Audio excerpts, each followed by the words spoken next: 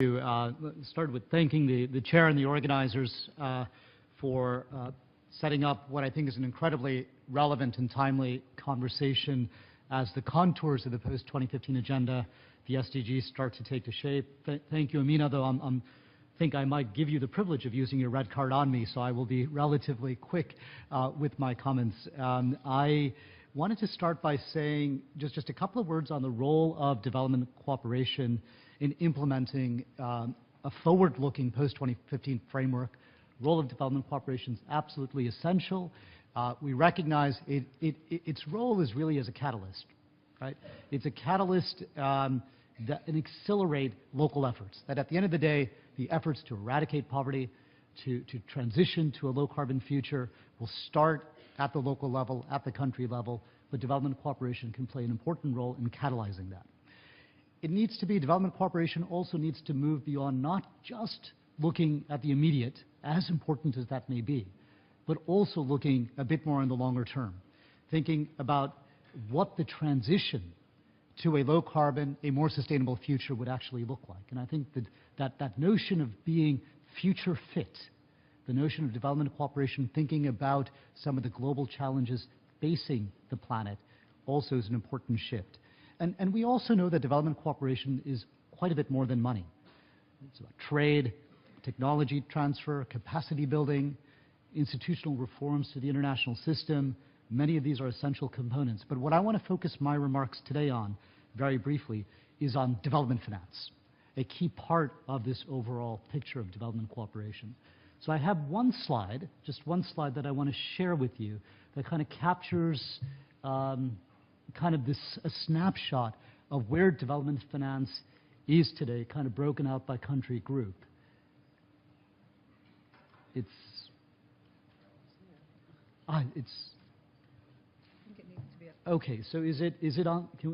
I don't know if people can see the slide. Oh, there it is. Oh, there we go. Great. And so what it does is just looked at, okay, development finance, a key part of development cooperation, looking from the country perspective for low-income countries, lower middle-income countries, and upper middle-income countries, different sources of development finance.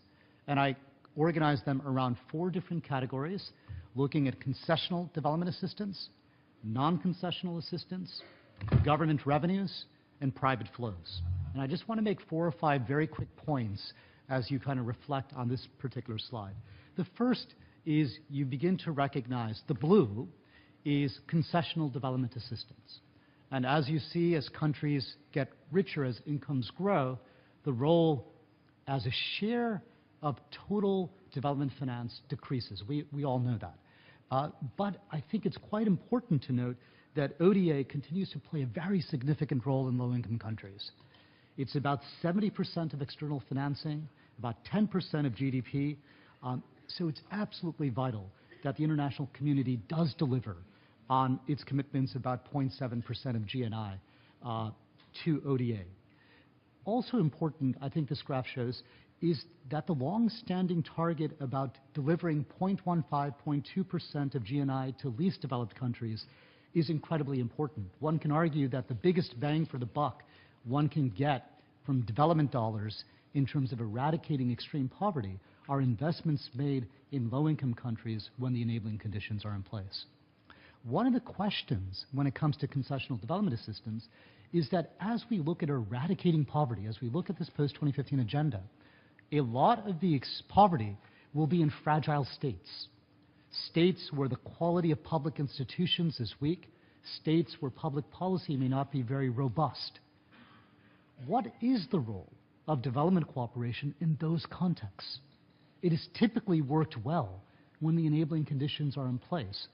What is the role for development cooperation in fragile states? How does it need to shift if we're really going to realize the effort to eradicate extreme poverty? Second point, big area, the deep blue, the purple, government revenues, huge in all income levels. But nevertheless, we know that in low-income countries, as a percent of GDP, tax revenues are still, although they've increased quite a bit smaller than they are in middle-income or high-income countries. I think a couple of questions here. One is, should ODA be used more strategically to improve tax collection. In 2012, only $120 million was used of ODA to support tax-related activities as a primary focus. But the returns are incredibly high. For every ODA dollar spent on tax collection, it increased government revenues by about $350. And those government revenues are incredibly flexible in how they can be used. So there's a big question about whether or not we should invest more strategically in deploying ODA to improve tax collection efforts. Also in government revenues, other parts of development cooperation include kind of illegal flows, which we will talk about, I think, later in the forum, but also around tax avoidance. Tax avoidance is such a huge issue. It's been estimated in the hundreds of billions of dollars, quite a bit more than ODA. And it's one of those things, I mean, no one really wants to pay your taxes, but you pay your taxes because they go properly. And the corporate tax avoidance is a huge issue. And so a question about whether or not more can be done to address that. Third point, non-concessional assistance. Non-concessional loans have declined significantly over time. And one of the questions in the past is that public non-concessional lending oftentimes acted as a bridge between aid and private flows. And if we're talking about a transition to a low-carbon future, if we're talking about the need to mobilize significant investment for infrastructure, I think an important question is whether or not in development cooperation we need to reinvigorate investment in non-concessional lending for lower and upper middle-income countries. Fourth point, private capital flows. Private capital flows, hugely important, highly uneven. I think the only point I want to make about private capital flows, clearly if we're talking about a transition to a low-carbon future, if we're talking about a transition for increased prosperity, private flows hugely important. What is the role of public assistance to leverage, to catalyze private flows, but also a recognition that private flows hugely relevant for certain types of investments, but less relevant for other types of investments.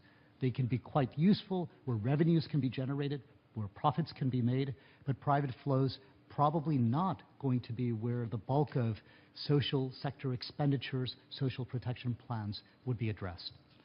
And my fifth and final point is around global public goods, a recognition that the amount of investment that's gone into global public goods is still incredibly modest, estimated at $12 billion in the year 2009. Really important, I think, to invest, that development cooperation needs to invest quite a bit more in global public goods.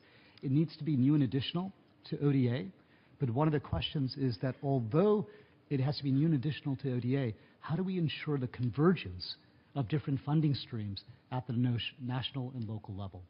So just a few reflections on development finance, and I should stop there before I get the red card. Thank you, Amina.